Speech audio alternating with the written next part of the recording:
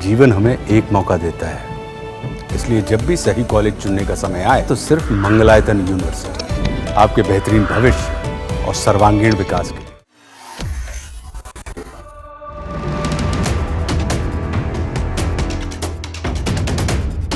तमिलनाडु सरकार और राज्यपाल के बीच विवाद पर एक अहम मोड़ तब आया जब सुप्रीम कोर्ट ने मंगलवार को इस पर टिप्पणी की। न्यायालय ने कहा कि राज्यपाल RN रवि द्वारा राष्ट्रपति के विचार के लिए 10 विधेयकों को रोकना संवैधानिक प्रावधानों का उल्लंघन है। जस्टिस JB पाद्रीवाला और R महादेवन की पीठ ने कहा कि संविधान के अनुच्छेद 200 के तहत राज्यपाल के पास कोई विवेकाधिकार नहीं है और उन्हें अनिवार्य रूप से मंत्रिपरिषद की सहायता और सलाह पर काम करना होता है।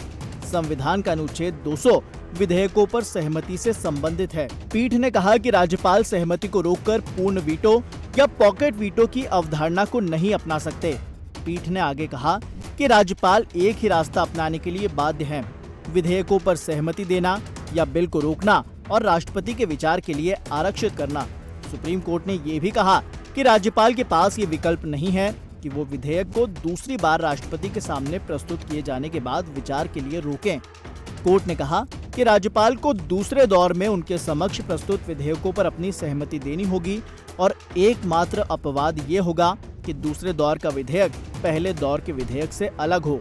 ऐसे में सवाल ये कि आखिर ये पूरा मामला क्या है। दरअसल हुआ यूं कि राज्य सरकार ने सुप्रीम कोर्ट में एक याचिका दायर की जिसमें राज्यपाल या राष्ट्रपति को विधानसभा से पारित विधेयकों को एक नियत समय सीमा के अंदर पारित करने का निर्देश देने की गुहार लगाई गई थी।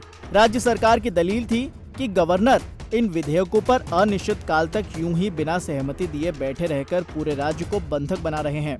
तमिलनाडु की सरकार ने अदालत से कहा कि ऐसी स्थिति में न्यायालय को हस्तक्षेप करना चाहिए। इस पर फैसला आने के बाद अदालत ने साफ किया कि ये सभी 10 विधेयक राज्यपाल के सामने दोबारा भेजे जाने की तारीख से ही स्पष्ट माने जाएंगे।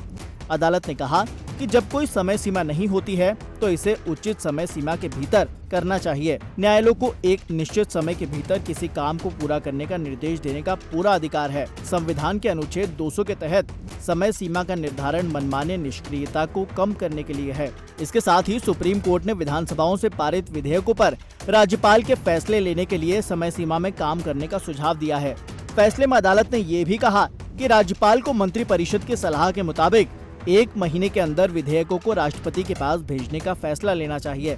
वहीं राज्यपालों को विधानसभा की तरफ से पारित विधेयकों पर सहमति न देने का निर्णय 3 महीने के भीतर लेना चाहिए।